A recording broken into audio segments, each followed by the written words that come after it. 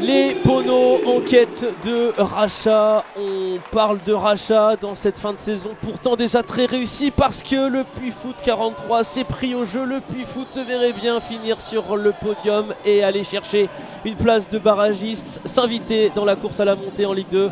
Mais ce ne sera pas simple face à une équipe de QRM bien décidée à aller chercher son maintien et qui reste sur 2 victoires de suite. Attention au déplacement piège donc pour les joueurs de Stéphane Dieff.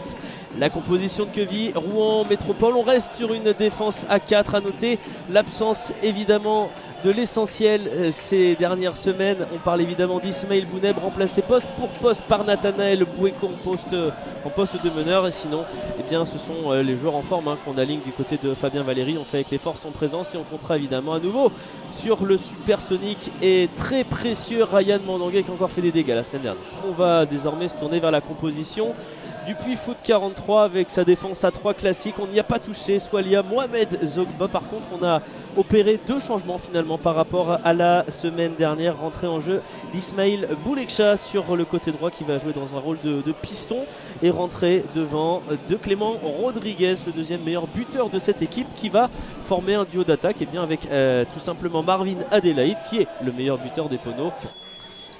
La mission podium se poursuit pour le Puy Foot 43 après une défaite inattendue contre Aubagne qui faisait suite à 4 succès de rang. Les joueurs du Puy-en-Velay veulent remettre le bleu de chauffe, veulent repartir de l'avant, mais attention, en face, QRM est une équipe qui est complètement transfigurée, revigorée après 2 succès de rang, notamment ce succès impressionnant 5-3 à Châteauroux. QRM qui veut aller chercher rien de moins que son maintien à cet échelon. C'est vrai que ça tranche quand même avec le QRM VA qu'on a eu il y a 2 semaines et évidemment le match contre la Berrichonne la semaine dernière où il y avait déjà 12 buts après 30 minutes, j'exagère bien sûr, mais où il y a eu un scénario incroyable. On ne peut pas toujours les avoir, c'est aussi pour ça qu'ils sont si impressionnants. Allez, peut-être que cette situation va pouvoir débloquer la partie avec Jordan Lebang dans la profondeur. Jordan Lebang qui peut centrer, le voilà, le premier arrêt, on va dire, la première intervention de Martis Carvalho qui a bien lu le fait qu'il devait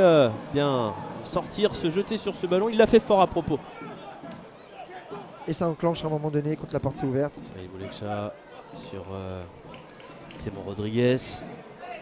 Le ballon qui est perdu, c'est dans ces moments-là que QRM peut piquer, peut être intéressant avec Nathanaël Bouéco. Attention à ne pas le mettre sur les talons de Capo Silva qui s'emparait du ballon, qui peut peut-être accélérer la frappe de Capo Silva. La première véritable de cette partie, 34e minute, et Mathis Carvalho serein, qui a eu le temps de la voir arriver, mais il faut réussir ses premiers arrêts. C'est chose faite pour les Pono. Derrière qui s'en charge, c'est plutôt bien frappé, c'est sur la tête d'un joueur visiteur et derrière Maël Zogba. Maël Zogba qui a vu la passe idéale et la contre-attaque qui peut partir. Il va y avoir beaucoup de monde qui va se projeter. Le retour en force aussi de la défense de QRM. On a légèrement perdu le temps d'avance. Reynald Zemo qui va quand même réussir à trouver parce qu'il n'y avait pas de solution. Ça s'est bien refermé et il faut repartir quasiment de zéro du côté des Pono. Dommage parce qu'ils avaient quasiment 2 temps d'avance. La réponse derrière sur cette frappe longue distance du capitaine Xemo, accompagné par Ouparine Joko en sortie de but. Ça s'anime en tout cas à Robert Diochon. Mandanguet extrêmement discret dans cette partie, mais aussi parce qu'il a un garde du corps qui s'occupe bien de lui depuis le début du match. On va dire ça comme ça. Ah, c'est ça. Oh, le petit geste qui va fonctionner pour Junior Ndiaye. Derrière, le rôle est sur Capo Silva qui a peut-être hésité là à frapper. Il avait un petit temps d'avance, mais voilà, un peu d'espace libéré pour Ryan Mandanguet qui peut centrer. C'est repoussé par la défense des Pono, c'est pas terminé, c'est dans les pieds de Jason Trey avec la possibilité de frapper pour Tony Njike qui va enrouler et trouver directement les gants de Mathis Carvalho. Mais vous avez raison David, les occasions s'accumulent, surtout en faveur de QRM qui à nouveau met le portier des Pono à contribution. On en reste à 0-0 pour l'instant cependant. Plus efficace. En tout cas, on va en rester là dans ce premier acte maîtrisé par les défenses et globalement fermé. On attend plus d'occasions lors du deuxième acte. On espère en tout cas qu'on aura beaucoup plus d'actions entre QRM et le Puy Foot 43 pour l'instant. 2 équipes appliquées mais qui ne se lâchent pas encore. Beaucoup de densité là dans cette zone du terrain, c'est difficile de trouver des espaces et surtout il faudrait remettre ce ballon au sol. C'est ce que fait Jordan Leborn pour aller vers l'avant. Contrôle orienté réussi de Nathanaël Bouéco, ça c'était beau pour se mettre dans le bon sens. La petite passe décalée vers Junior Ndiaye qui va pouvoir frapper. Ça a été légèrement topé, légèrement contrer l'intervention de Mathis Carvalho. Frappe, il a feinté derrière techniquement, c'est juste mais il perd ses appuis. Alors attention à ne pas se faire mal sur ces situations là. Ça va, il s'est relevé immédiatement et la situation offensive qui peut sourire derrière à QRM. Le ballon était dangereux. Herman Esmel qui ne l'a pas récupéré, mais derrière, oui, ça peut se projeter en ombre avec une possibilité de centre. Le ballon qui va traîner dans la surface de réparation. Herman Esmel qui va pouvoir traîner derrière la frappe enchaînée qui ne va pas sourire sur cette situation-là à Ismaël Bouleksha qui était resté devant. Et le jeu qui peut repartir, les Poneaux. Toujours maîtres de leur destin dans ce championnat qui veulent le rester. On a fait de la part de Reynal Zemo pour aller chercher Bouleksha. Ça avance, le ballon est intéressant pour la tête de Marvin Adelaide. La plus grosse situation de cette partie pour les Poneaux et malheureusement le cadre qui se dérobe devant l'ancien joueur de Jura Sud. Quelle occasion pour le Puy Foot 43 d'ouvrir la marque à Diochon.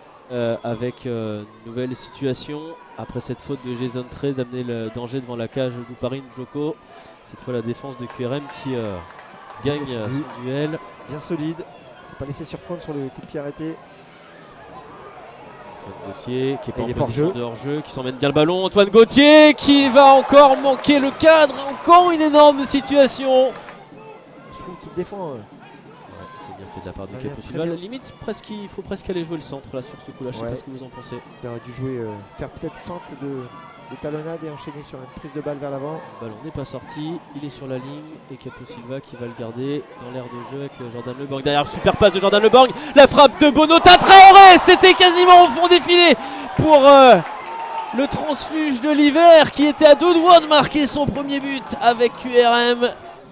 Il y a longtemps que ça se 0-0. Et c'est terminé, on va en rester sur ce partage des points, peut-être plus profitable à QRM dans la course au maintien qu'au Puy Foot 43 dans la lutte pour le podium. En tout cas, pour l'instant, rien n'est joué évidemment pour les deux formations, mais QRM qui continue sur sa série positive et restons positifs aussi pour le Puy qui se relève après sa déconvenue à domicile contre Bâle.